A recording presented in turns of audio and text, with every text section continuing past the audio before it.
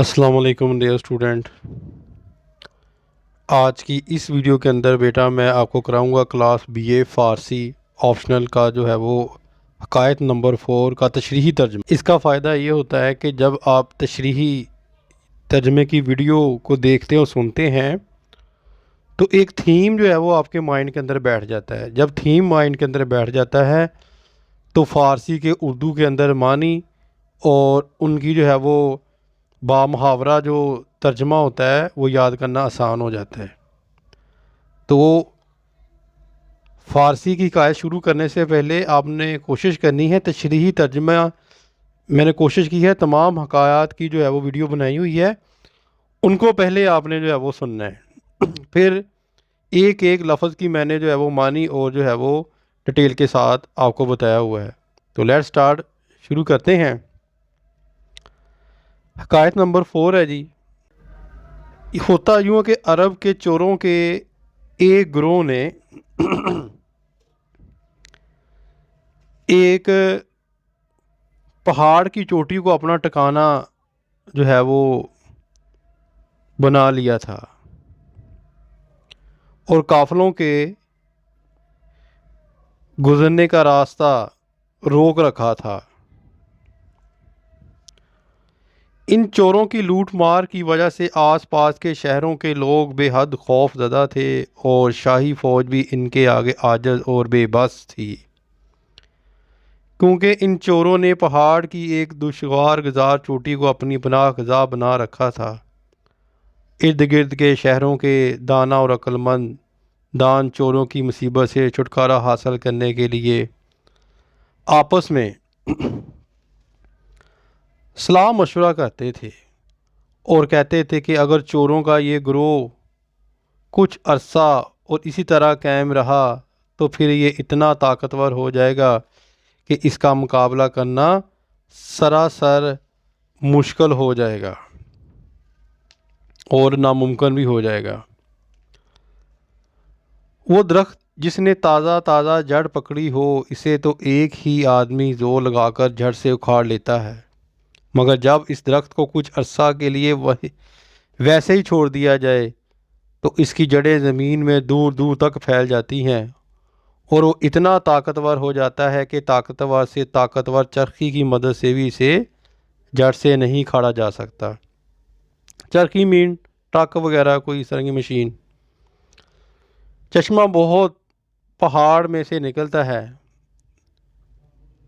تو اس کا منہ ایک ذرا سے سوراخ کی صورت میں ہوتا ہے اور اس سوراخ کو ایک معمولی سی سلائی سے بھی بند کیا جا سکتا ہے، مگر جب یہ چشمہ بھر کر پھیل جاتا ہے تو پھر ہاتھی پر سوار ہو کر بھی اس میں سے نہیں گزرا جا سکتا۔ آپس کے صلاح مشورے کے بعد لوگوں نے یہی طے کیا کہ کسی ہوشیار آدمی کو ان چوروں کی جاسوسی کرنے پر مقرر کیا جائے۔ یہ شخص ایک جگہ چھپ کر چوروں کی نقل و حرکت کی نگرانی کرے اور پھر چوروں کو قابو میں کرنے کے لیے مناسب موقع کا انتظار کیا جائے۔ اس فیصلے کے مطابق ایک شخص ایک جگہ چھپ کر اور ان چوروں کی آمد و رفت پر نگاہ رکھنے لگا۔ پھر ایک وقت وہ آیا کہ چور کسی قوم کو لوٹنے گئے ہوئے تھے اور ان کا ٹھکانہ خالی پڑا تھا۔ جو شخص ان چوروں کی جاسوسی پر مقرر تھا، اس کی طرف سے یہ اطلاع ملنے پر لوگوں کی طرف سے چند دلیر و حوصلہ مند تجربہ کار اور جنگ آزمودہ آدمی بھیج دیے گئے۔ یہ لوگ پہاڑ کی ایک گھاٹی میں چھپ کر بیٹھ گئے اور چوروں کی واپسی کا انتظار کرنے لگے۔ رات کے وقت جب چور لوٹ کر مال لیے ہوئے غار میں واپس آئے تو سفر کے باعث تھکے ہوئے تھے۔ انہوں نے لوٹ کا مال غار میں ایک طرف رکھا، پھر اپنے جسموں سے ہتھیار کھول کر رکھ دیے۔ سب سے پہلا دشمن جس نے ان پر حملہ کیا وہ نیند تھی، یعنی سفر کی تھکاوٹ کے باعث وہ لیٹتے ہی نیند کی آغوش میں پہنچ گئے۔ یہاں تک کہ ایک پہر رات گزر گئی۔ اس وقت سورج کی ٹکیا یوں اندھیروں میں گم ہو چکی تھی جیسے کہ حضرت یونس علیہ السلام مچھلی کے پیٹ میں چلے گئے ہوں۔ چوروں کو اس طرح نیند میں مست اور غافل پا کر بہادر آدمی چھلنگیں لگا کر اپنی کمین گاہ سے نکلے اور دیکھتے ہی دیکھتے انہوں نے تمام کے تمام چوروں کے ہاتھ ان کے کندھوں سے باندھ دیے۔ صبح ہوئی تو انہوں نے ان چوروں کو بادشاہ کے دربار میں پیش کیا اور بادشاہ نے حکم دیا ان تمام چوروں کو موت کے گھاٹ اتار دیا جائے۔ اتفاق سے ان چوروں میں ایک ایسا لڑکا بھی تھا جس نے ابھی جوانی کی حدود میں قدم رکھا ہی تھا۔ جوانی کی علامت کے طور پر اس کے گالوں پر بال روئی کی صورت میں ابھی نمودار ہی ہوئے تھے۔ وزیروں میں سے ایک وزیر نے بادشاہ کے تخت کو ادب سے بوسہ دیا اور پھر زمین تک جھکتے ہوئے اس لڑکے کی زندگی بخشنے کی سفارش کرتے ہوئے عرض کرنے لگا کہ بادشاہ سلامت، اس لڑکے نے ابھی زندگی کے باغ سے کوئی پھل نہیں کھایا اور نہ اس نے اپنی جوانی کا کوئی لطف اٹھایا ہے۔ حضور اپنے شاہانہ اخلاق و کرم سے کام لیتے ہوئے اگر اس لڑکے کی جان بخش دیں تو یہ مجھ پر بہت بڑا احسان ہوگا۔ بادشاہ نے وزیر کی یہ بات سن کر منہ پھیر لیا، کیونکہ وزیر کی یہ رائے اس کی اپنی سوچ سے کوئی مطابقت نہیں رکھتی تھی۔ چنانچہ اس نے کہا کہ جس شخص کی بنیاد ہی خراب ہو وہ نیک لوگوں کا کوئی اثر قبول نہیں کر سکتا۔ ایک نااہل انسان کی تربیت کرنا گنبد پر اخروٹ رکھنے والی بات ہے۔ جس طرح گول گنبد پر گول اخروٹ نہیں ٹک سکتا، اسی طرح وہ شخص جس کی فطرت میں برائی رچ بس گئی ہو وہ اچھائی اور نیکی کا اثر قبول نہیں کرے گا۔ لہذا ان لوگوں کی نسل اور جڑ بنیاد کو کاٹ ڈالنا ہی سب سے بہتر ہے۔ مسلط کا تقاضا یہی ہے کہ ان کے خاندان کی جڑ کو اکھاڑ پھینکا جائے۔ آگ کو بجھانا اور انگارے کو چھوڑ دینا عقل مندی نہیں ہے۔ اس طرح سانپ کو مار دینا، اس کے بچے کو پالنا پوسنا عقل مندوں کا کام نہیں کہلا سکتا۔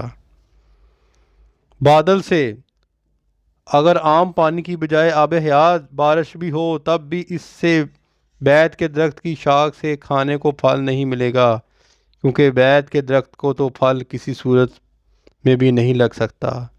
کمینے آدمی کے ساتھ گزر بسر اور صبر اختیار نہیں کرنی چاہیے۔ پرسن کا پودا اگرچہ دیکھنے میں گنے کے پودے کی طرح ہوتا ہے مگر اس کو کھانے سے شکر نہیں مل سکتی، کیونکہ شکر تو گنے کے پودے ہی سے حاصل ہوتی ہے، پرسن کے پودے سے نہیں۔ وزیر نے بادشاہ کی یہ بات سنی اور مجبوراً اسے پسند کرتے ہوئے اس کی تعریف بھی کی اور کہا، خدا آپ کی حکومت سلطنت کو قائم رکھے، آپ نے جو کچھ فرمایا وہ عین حقیقت ہے۔ اگر یہ لڑکا ان برے لوگوں کی صحبت میں پرورش و سلطنت کو قائم رکھے، آپ نے جو کچھ فرمایا ہے وہ عین حقیقت ہے۔ اگر یہ لڑکا ان برے لوگوں کی صحبت میں پرورش و تربیت پاتا تو ان کی فطرت اختیار کر لیتا اور اسی طرح انہی میں سے ایک ہو جاتا۔ لیکن بندے کو امید ہے، کہتا ہوں مجھے امید ہے کہ یہ نیک اور صالحہ لوگوں کی صحبت میں تربیت پائے گا تو عقل مندوں کے عادات اختیار کر لے گا، کیونکہ یہ ابھی بچہ ہے۔ اس لیے ان چوروں کی باغیانہ اور ظالمانہ عادات نے اس کی فطرت میں اپنا گھر نہیں بنایا ہے۔ اب جو نیک لوگوں کی صحبت میں پرورش پائے گا تو ان کی تربیت اور ماحول کے اثر سے نیک بن جائے گا۔ حدیث شریف میں آیا ہے کہ ہر پیدا ہونے والا بچہ ایک ہی اسلام کی فطرت پر پیدا ہوتا ہے، مگر یہ تو اس کے والدین ہوتے ہیں جو اسے یہودی، نصرانی، عیسائی یا مجوسی آتش پرست بنا لیتے ہیں۔ صحبت کا اثر تو اس سے ظاہر ہے۔ حضرت لوط علیہ السلام کی بیوی نے برے یعنی کافر لوگوں کی صحبت اختیار کی تو خاندان نبوت کا ایک فرض ہونے کی حیثیت سے اللہ کے نزدیک اس کی جو قدر و منزلت تھی وہ ختم ہو گئی۔ اس طرح حضرت نوح علیہ السلام کے بیٹے نے برے لوگوں کی صحبت اختیار کی تو پیغمبر کا بیٹا ہونے کے باوجود نبوت کا سلسلہ اس کے خاندان سے ختم ہو گیا۔ اس کے برعکس اصحاب کہف کی مثال ملاحظہ ہو۔ وہ 7 نوجوان تھے جو ایک ظالم اور مشرک بادشاہ قیانوس کے خوف سے شہر چھوڑ کر ایک غار میں چلے گئے تھے۔ ایک کتا بھی ان کے ساتھ ہو لیا تھا، اور چند دن ان لوگوں کے پاس رہنے کا بدلہ اللہ نے اس کتے کو یہ دیا کہ اصحاب کہف کی طرح ان کا کتا بھی ان نیک لوگوں میں شمار ہوا۔ وزیر نے یہ کہا تو بادشاہ کے مصحابوں میں سے ایک گروہ نے بھی اس کی تائید کی، وہ لڑکے کی سفارش کرنے کے معاملے میں اس کے ہمنوا ہو گئے۔ اس پر بادشاہ نے لڑکے کو قتل کرنے کا ارادہ ترک کر دیا اور کہا تمہارے کہنے میں اس لڑکے کی جان بخشی کرتا ہوں، اگرچہ مجھے اس میں کوئی مصلحت نظر نہیں آتی۔ کیا تمہیں معلوم نہیں کہ زال نے اپنے بہادر زور و پہلوان بیٹے رستم سے کیا کہا تھا؟ اس نے رستم کو یہ نصیحت کی تھی، یاد رکھو دشمن کو کبھی کمزور اور حقیر نہیں سمجھنا چاہیے۔ ہم نے بارہا ایسا دیکھا ہے کہ ایک چھوٹا سا چشمہ جب پھیلتا ہے تو اتنا بڑا ہو جاتا ہے کہ اونٹوں کو ان پر لدے ہوئے مال سباؤ سمیت بہا لے جاتا ہے۔ قصہ مختصر، اس لڑکے کو بڑے ناز و نعمت سے پرورش کیا گیا اور اس کی تربیت کے لیے استاد مقرر کیے گئے۔ ان استادوں نے سے خوش قلوبی سے جو ہے وہ بات کرنا، دوسروں کی بات کا اچھے طریقے سے جواب دینا اور بادشاہوں کی خدمت میں حاضری کے آداب اور طور طریقے کچھ ایسی عمدگی سے سکھائے کہ سب لوگ اسے پسند کرنے لگے۔ ایک دفعہ وزیر نے اس لڑکے کی اچھی عادات کے بارے میں بادشاہ کے حضور تھوڑا سا کرتے ہوئے کہا کہ عقل مندوں کی تربیت نے اس لڑکے پر بڑا اثر کیا ہے اور اس کی فطرت سے پرانی جہالت بالکل نکال پھینکی ہے۔ بادشاہ یہ سن کر مسکرا دیا اور کہنے لگا بھیڑیے کا بچہ آخر کار بھیڑیا ہی ہوتا ہے، خواہ وہ انسانوں کے درمیان پرورش پار پر جو ہے وہ بڑا ہو۔ دیکھیں بادشاہ نہیں مان رہا ابھی تک، ٹھیک ہے، بادشاہ بھی بڑے سیانے ہوتے تھے اس وقت۔ اس واقعہ کو 2 سال گزر گئے۔ اسی سنا میں اس لڑکے کے محلے اور علاقے کے اوباش لوگوں کا ایک گروہ اس کے ساتھ مل گیا اور اس نے ان کے ساتھ دوستی اور رفاقت کا عہد قائم کر لیا۔ چنانچہ ایک روز موقع پا کر اس لڑکے نے وزیر اور اس کے 2 بیٹوں کو قتل کر ڈالا اور وزیر کے گھر سے بے اندازہ مال و دولت اٹھا لے گئے۔ پھر وہ چوروں کے غار میں اپنے باپ کی جگہ بیٹھا اور باپ ہی کی طرح باغی ہو کر لوٹ مار کرنے لگا۔ بادشاہ نے یہ واقعہ سنا تو حیرت اور افسوس کے مارے دانتوں میں انگلیاں دے لیں اور پھر کہنے لگا کہ بھلا جب لوہا ہی خراب ہو تو اس سے عمدہ تلوار کوئی کیسے بنا سکتا ہے؟